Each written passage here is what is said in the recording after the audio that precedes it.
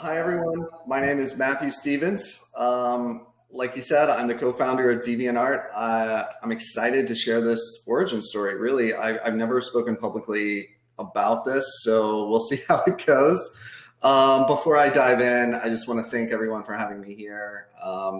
And if you have a question or want to leave a comment, I know that there's a chat feature, and I'll be at the Q&A after this as well. Yeah, so real quick about me, like I said, co-founded the site. I worked there from 99 to 2004. I was 17 when I started it. It launched in August of 2000. I was in college. I just started at university, and I left in 2004 so that I could live 1 year of my life as a normal college student.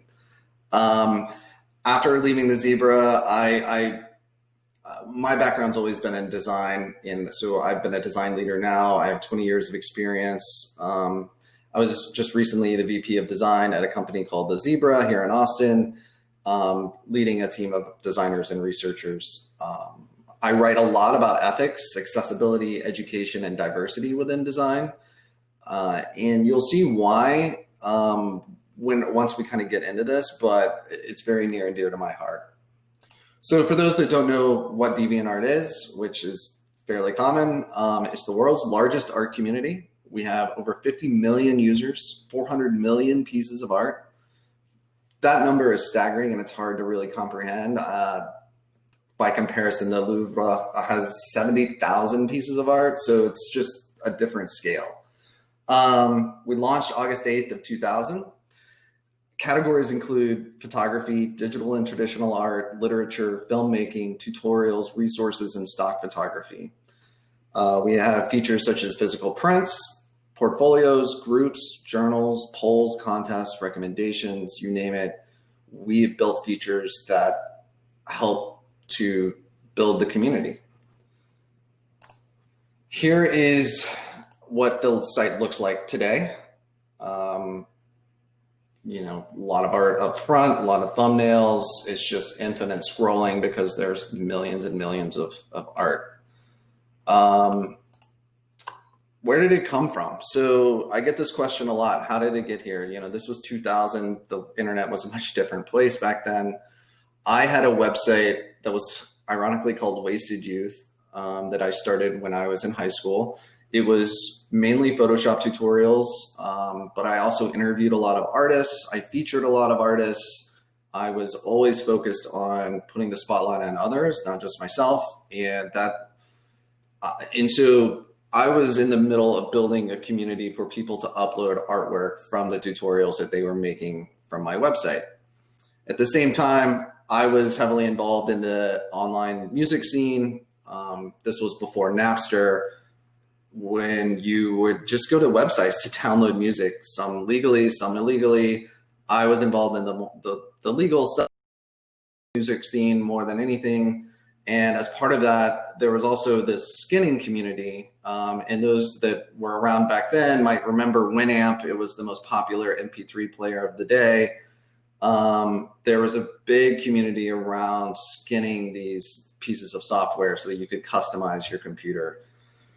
I had friends that were building a community for these skins, and it became clear to me that we were building the exact same thing, but for different purposes. So I came to them and I was like, look, let's combine these ideas. Let's make it about the art itself, not just skins. And that's really kind of what took off. The other big differentiator back then for us was that we were unmoderated. So there were a lot of very similar skinning community sites, but you had to be approved by a moderator to get posted. And I hated that. I felt like it was stifling creativity and preventing artists from really growing. And so I wanted to remove that limitation. Here is what it looked like on day one. And you'll notice there's very few thumbnails, and that's literally because we didn't have the technology available to build to dynamically create the thumbnails. But so it was a lot of text, and you had to actually kind of dive into the art to see it. I also love this video because I have a news post on here about a 1.1 gigahertz AMD processor and how life-changing that was going to be.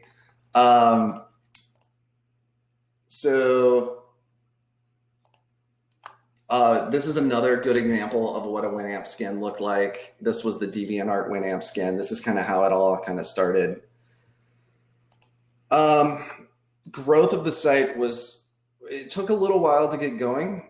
We had engagement very early because we had this existing community of artists, but you can see 2003 to 2004, there was a significant jump, and then the exponential growth really kind of kicked in from there. Throughout this presentation, I'm going to be featuring some art and artists that were important during this time. This is a piece called Disco Blues by an artist named Aaron Jasinski. He was an early influencer on the site, and this piece specifically is important to me because when I was building out the prints program where people can actually buy physical prints of their art, I used this as my kind of test piece. So I had like 30 of these printed out in my room when I was in college. I still have one. So into the lessons here. Lesson 1, imitate until you innovate. I like this a lot more than fake it until you make it. But it's important to point out that DeviantArt started more or less as a clone of other existing skinning communities. Like I mentioned before, changing up the concept to focus on all types of art was the early innovation that we needed, but it didn't come until we were almost done building it. So don't be afraid to start copying others, just don't finish there. This is a piece called Star of Wonder by Bloody Kirka. She's an amazing artist. I have her behind me as well. And I just love her art so much. Lesson number 2, focus on the artist, not the art. Too often we get distracted by the end results and lose focus of the human on the other side of the conversation. As a design leader, I talk so much about listening to your customers, listening to your users. At DeviantArt, that was priority number 1. We always put the people first, and we felt that if we did that, the rest would fall into place. I think it's important. It's been an important factor for the longevity of DeviantArt. You know, there aren't many sites that have been around for 20 years and continue to thrive. We never viewed the customers as the product. We only wanted to build features that artists would get value out of and want to engage with. You know, examples of this, right? Like the physical prints that you could sell. We also have like premium memberships, but the important thing is that you could gift premium memberships to other people.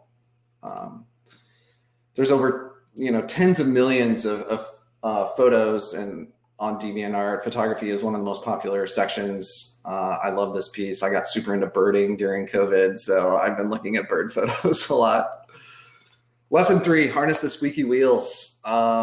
The most vocal in a community are the ones who drive change for better or for worse. Engage with them along the way to create better products and gain advocates for the decisions you make. In the early 2000s, we weren't technically able to slowly roll out new versions or A/B tests or ask people what they thought before we launched. And we found that there was a vocal minority that was driving a lot of the criticism of these new versions. So we made a conscious effort to engage with them directly and truly listen to their concerns. It ultimately led to us improving the site, adding features that they wanted. But one of the side effects that I didn't expect to happen was that we were able to turn those critics into champions for our decisions. And it turned things around. Fantasy art is one of the biggest categories on DeviantArt. I love this piece. I love the fact that there's dinosaurs and magic and everything else. This is an artist from the Philippines that I've been a fan of for a long time. Lesson 4, promote others and they will return the favor. We created a culture that was focused on supporting and promoting others and then created mechanisms to monetize in the right way. So from day 1, we were featuring art. We called them daily deviations. That was important, right? We wanted things to be changing constantly, but we also wanted to be spotlighting new artists and new art that's coming in. We also we're doing monthly member recognitions. We call those the Deviousness Awards, just to highlight members of the community that were really active, that were giving back and engaging and helping us as a company. We interviewed artists along the way. We did premium content from artists. We never wanted the community to feel like they were the product, that we were selling their information, that we were using them in the wrong way.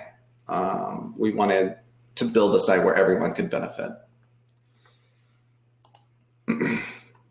So this is an artist, GDB. Her name's Geneva. She's a good example of an artist that kind of grew up on DeviantArt. Because our core audience is skews younger, there's a lot of artists that have grown up on the site that have, and you can see their progression as an artist over time. And she's a great example. She started posting when she was 17, which was 10 years ago. She's 27 now, and you can go back through her DeviantArt gallery and just see how much improvement has been made. Lesson 5, final lesson, plan for the long term. Realize that what you create today will outlive you. So make sure you're proud of what you put into the world. Nobody was thinking 20 years down the road what things would be like, right? You know, this is why we have the problems that we have with fake news and biased algorithms. It's a reason why I write so much about future thinking and design ethics, because I wish that we had been more intentional about it back then. That being said, relative to other social media platforms, DeviantArt, in my opinion, has been much more proactive in dealing with things like hate speech and fake news and propaganda, but it's something we continue to struggle with. And I think it's important to be intentional around your planning and really try to identify those unintended consequences that could, you know, that could come down the road. And finally, my avatar on DeviantArt was a pug. I felt it very appropriate to end this presentation with a pug. And that's really all I have. If you want to engage with me more, you can follow me on Twitter or LinkedIn. Matthew Larn is my handle. And I'm so happy to share this with you. And please let me know what you think. Thanks.